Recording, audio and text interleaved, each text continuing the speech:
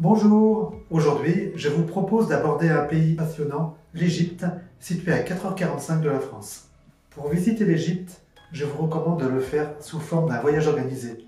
Pas nécessairement au sein d'un groupe, mais éventuellement ça peut se faire entre amis ou en famille, mais pour moi, un minimum d'organisation avec surtout la présence d'un guide est absolument indispensable. Quand on pense à l'Égypte, on pense bien évidemment en premier lieu aux pyramides et c'est bien normal, mais il y a beaucoup de choses à voir et à vivre. Il y a notamment la navigation entre Luxor et Assouan qui est le meilleur moyen pour visiter cette partie de l'Égypte.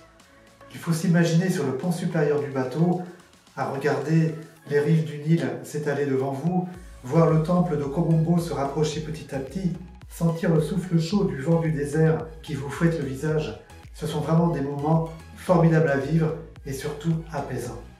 Tiens, en parlant de bateau, pour ma part, je préfère les gros bateaux de 40 à 50 cabines qui, de par leur hauteur, permettent justement de bien voir les alentours du Nil.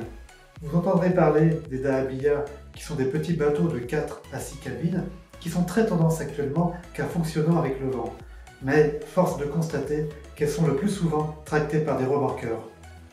À Luxor, il convient d'aller visiter naturellement le temple de Karnak, la vallée des rois, mais n'oubliez pas de demander à votre guide d'aller visiter le temple de Medinet Habu, qui est une pure merveille avec encore beaucoup de couleurs, autant sur les plafonds que sur les colonnes. À Assouan, visite naturellement du temple de Philae où l'on accède par bateau, mais d'Assouan, je vous recommande d'aller visiter impérativement le temple d'Abou Simbel. À ce propos, je vous incite à aller dormir dans la ville d'Abou Simbel. Ça vous permettra d'assister au lever du soleil sur le site d'Abou Simbel qui est absolument magnifique. En plus, il y aura très peu, voire pas du tout de touristes, sachant que la plupart des cartes n'arrivent d'Assouan que vers les 9 h. Pour parler quand même des pyramides, il y a bien entendu celles du plateau de Gizeh, que sont celles de Mykérinos, Képhren et Khéops. Mais il y a également celle du plateau de Dachour de forme rhomboïdale qu'il convient impérativement d'aller visiter. Et bien sûr la pyramide à degrés du roi Djéser, située à Saqqara.